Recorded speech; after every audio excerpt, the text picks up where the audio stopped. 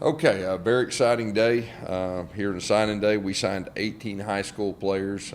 We've said all along we're committed to building this thing the right way through high school players. The highest rated class in school history, which is very big. 10 players from the state of Florida.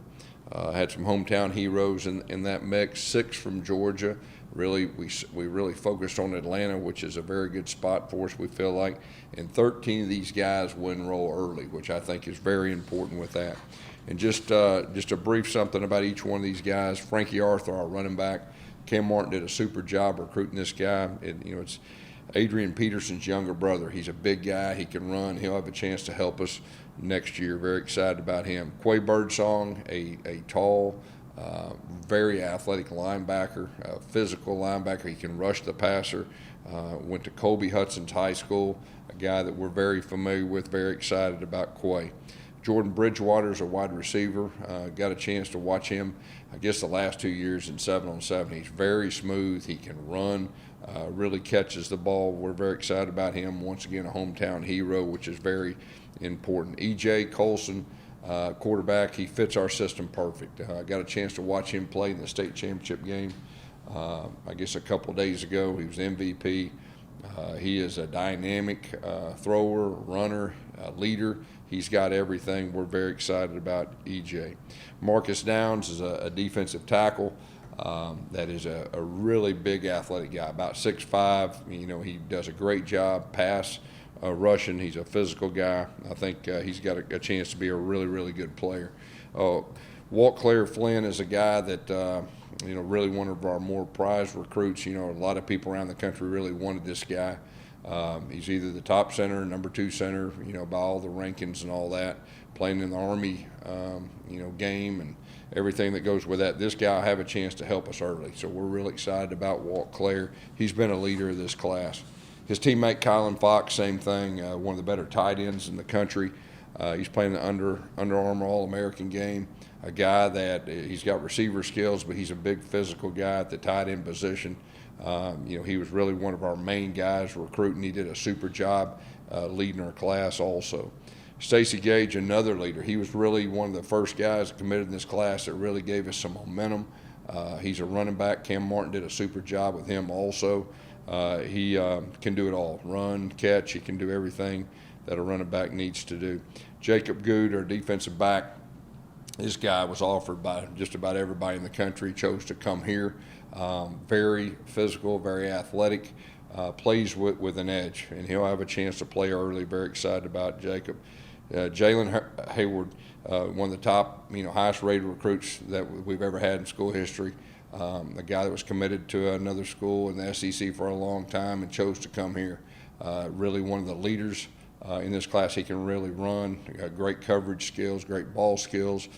He'll have a chance to help us early. Chasen Johnson's a guy that's come to our 7-on-7s from Seminole. We know a lot about him. He can really run too. He's got really good ball skills, some receiver in his background, and really think that he's got a chance to help us also. Chase Malamal is a guy that we circled early on. He's a big athletic guy. We really think the sky's the limit for this guy moving forward. Very excited to have him on our offensive line. And then DJ McCormick, a linebacker from Rockledge, AP's teammate. He is also one of the leaders in this class. He can really run. He's very athletic and a very physical linebacker. Christian Peterson, a defensive back. This guy is really good at receiver too. He's got great ball skills, a great return guy. Also plays with that edge, and he's a guy I think will help us early too. Just love his attitude and his approach. Jashad Presley's a guy that came to our 7-on-7. I guess it was 2 years ago when he really stood out to me. I think that's when we offered him. He's a big guy, can really run. Really think he'll be able to help our defense, early. Burdell Richardson is a receiver that has a lot of upside as far as being a big time player. He's a guy that I really had circled from a head coach's standpoint. Recruited him personally, really for the last year. Really excited to have him. He will play early on. I think he's the all-time leader in his high school. Got a chance to watch him in 7-on-7. He's a dynamic playmaker. Kason Stokes is a big, fast guy. He was one of the first to commit to us in this class. He's from here in Tampa, which is very, very important to us recruiting. We're very excited about him. And then Riley Turgeau, he is a dual threat quarterback. He's a big guy that really fits with what we like to do offensively. But overall, a lot of these guys will help us next year. Very excited about that. And like I said earlier, I think 13 are coming in early, which is always, really important. Questions? Yeah, Gus, how big of a recruiting advantage was it to be the only Big 12 school in the state of Florida when you look at the recruiting? Yeah, I think it was. I think it was really good for us. Big 12 obviously had a lot to do with us, having the highest rated class in school history. It's a very quality league, and recruits, can see that. The quarterback situation, you have Riley Trujillo, who's been committed to you since March, and then you had E.J. Colson reclassified. So I guess what was the conversations with him as far as making that move, E.J., and then how do you feel, maybe judge those two guys? Yeah, skill sets? they're both dual threat guys within our system that we look for. And EJ decided to reclassify. I guess it was a month or so ago that he, told us he was thinking about it, and we're all for it. And he's a dynamic player. Obviously, the MVP of the state championship game. He actually led them to the state championship game the 2 years before too. I mean, he's just a winner and can do a lot of things that to help teams win. What sort of benefit do you see in him reclassifying and getting in the system earlier? Do you think does he have a chance to be on the field even as a young? Well, I think both those guys are what we look for. I mean, we'll see once they get here and fit into the system. But both of them are very quality quarterbacks, and EJ has he's got a great name around Atlanta. And a lot of guys want to play with him, and so I think that's important too. Your list of guys you got to sign, most of them are from the state, a lot of local kids as well as some up in Georgia. Going into recruiting, was that like a priority for you, and if so, why? Yeah, well, first of all, it starts in this state, and I guess the first press conference I had when I got the job, I said it's going to start here in Florida, and we've been committed to that and building that thing the right way with high school guys. I think that's the way to go. I mean, you see a lot of these programs that, it's portal heavy, and then that's what they choose to do. But we're going to build this thing from the foundation. Our foundation is going to be with Florida high school players. Now, Georgia, we have a lot of connections with our staff. South Georgia, all the way up to Atlanta. You see how well we're doing in Atlanta. I think that will continue, and that's really what we're going to hang our hat on. You got a lot of Orlando kids. We've asked before about, how important is that for you to have those guys from the 407? Yeah, it was our plan from day one, and I've recruited this area for a long time, even in my previous school, and just when I first got here, if we can keep our top players home and make it popular for them to stay home and be successful, and we've chipped away. Every year it's been a little bit better, and you see the guys having success on the field like John Walker and freshman All-American, all that, what it all works together. And so everything is trending in the right direction, and we'll continue to full court press the top players, at home. How much of this class is meshed into what you saw on the field this year in the Big 12 to help you improve in those areas? Yeah, all these guys are quality guys that can come in and be Big 12 ready. There's no doubt about that. And, when we're recruiting, that's exactly what we're asking ourselves with everybody that we come across, can they help us win a Big 12 championship? And the great thing about this group is they're outstanding young men, and they'll fit into our program, our culture. We don't just take anyone. I mean, we do our homework on not just their athletic ability, but the type of person they are, the character they have, and then the fit, within our program. You said you personally recruited Bradell Richardson. Yeah. Can you take us kind of through the relationship you built with him and what the vision is for him to get on the field early? Yeah, I'm expecting him to be on the field early. There's no doubt about that. I recruited him since day one, and that was really our conversation. And, certain guys at a young age, have something really special about them, and he's got that. He's got that it factor. He's got a great personality, and just watching him play and watching him play 7-on-7, real excited that he's going to be a part of our program. Because as your transfer, your thought process on the transfer portal, does it change or evolve over the last couple of years, especially in this first season of the Big 12? Yeah, I think, like I've said before, the last 2 years have been a learning process for head coaches. Last year was different. This year is completely different. And, so it's, that thing you're built, I told you we want to build it with our high school guys. And what I've got to ask myself is immediate need. If we have immediate need, then we'll go in the portal as far as that goes. Obviously, when you go through a conference for the first year, you learn. And now we know exactly what it's like to be in this conference. And so strategic from a head coach's standpoint, that helps you put your plan together. Were there any players like currently on the roster who helped out the recruiting, like someone who like messaged an old teammate or someone? I mean, I'll just say this. A lot of these guys have been recruited a long time. They got great relationships with our players. Our players have done an unbelievable job helping us recruit. And, I think that says a lot about our players. I mean, it's hard for me to single out one. I mean, there's numerous guys that develop a relationship with these guys when they come on campus, and it all works together.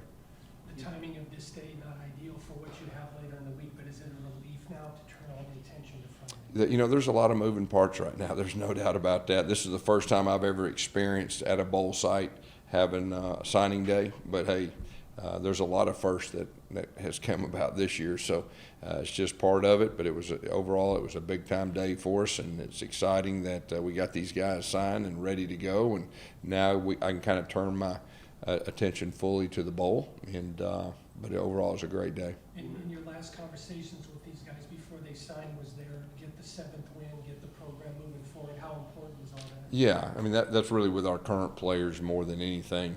Just to get that momentum, get that 7th win. These guys can see the future's very bright, and that's why they chose to come with us. You mentioned the success you had in the Atlanta area.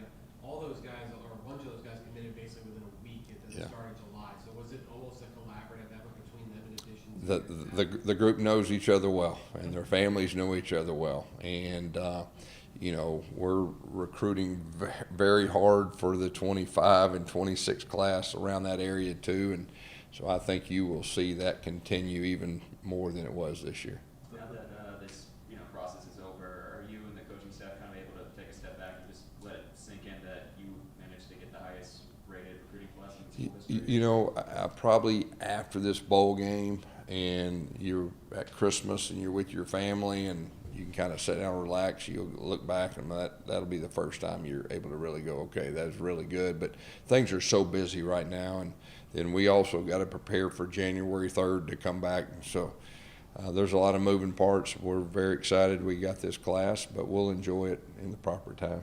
You've got 2 quarterbacks in this class. You have 3 quarterbacks with eligibility on the roster, Yeah. scholarship guys. Do you still see an immediate need for veterans that go forward? I think I said earlier, it is a possibility. If the right one or right, person comes available, we'll at least listen. We'll see.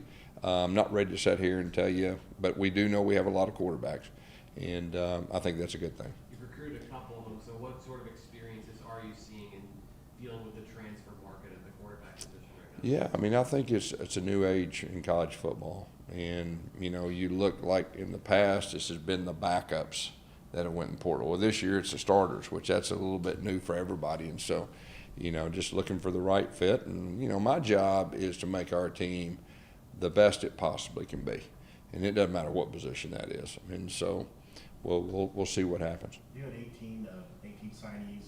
Was that the size of the class what you wanted, envisioned, or did you see maybe adding more pieces? Obviously, you got something you're looking at getting some commitments in the transfer portal, but do you want to see that class? Yeah, I mean, we'll see. Okay, I think first of all, and I've said this before, got to make sure hold on to our team first. And you never know with the portal when it's open if you lose some more players. And so, if that happens, then I think you have other options that you have to, whether it's high school, whether it's transfers and all that. So it's a fluid situation from head coach's standpoint, and you just got to be ready to adjust. It's obviously a different calendar now with December being the primary signing period, but how do you guys evaluate whether to add in February from the high school ranks? Is it a matter of seeing who's still out there, or is it, Yeah. are you resetting the board, or are you finding guys that are maybe late bloomers? Yeah, I think it's all what I just said, kind of all the above. You just got to put everything together, and you see your needs, and then you never know if something, in the portal, if something comes available that you feel like you have a need, then we'll try to address that. And if we don't have the need, we'll stay pat. Get 13 early enrollees, you said? It looks like, as of right now, that's what we're expecting. We hope that holds true, but that's what we're expecting, and that would be, I guess, the most we've had since I've been here. How important is it to get those guys on campus in the weight Yeah. program and get Oh, them yeah. kind of start? Yeah, anytime it gives you a complete head start, not just a weight program, but just understanding how college football works, how college life works, and gets them prepared, to help during the fall. What does it do for the program when the word gets out to these recruits that you're recruiting these top classes? Yeah, the momentum. I mean, it doesn't surprise me at all. I mean, we've been working hard to get to this point, and then now that we're in a Power 5, we're in the Big 12. It's going to keep trending better. The goal is each year we have the best recruiting class in school history. I think we've done that the last 3 years. We need to continue to do that. I fully expect us to do that. This is a very attractive place. I've said this before. I mean, the future is just unbelievably bright with everything that goes with it, with our school, with our community, and with our football team. Cam Martin prioritized Stacey Gage early, and remember when he was on his official visit, he spoke with John Rice Plumlee near the end of it. Why was he somebody you wanted to build this, one of those players you wanted to build this possible? Well, I mean, he's a guy that has influence. I mean, he's not just a good player in his own right, but he has influence, and great players want to play with great players. And so when he committed to us early, that was a great shot in the arm for this class. And he helped recruit the class, hold the class together. And there's a handful of others that I said were leaders in this class. There was probably about 6 or 7. And so that is a really, really good deal.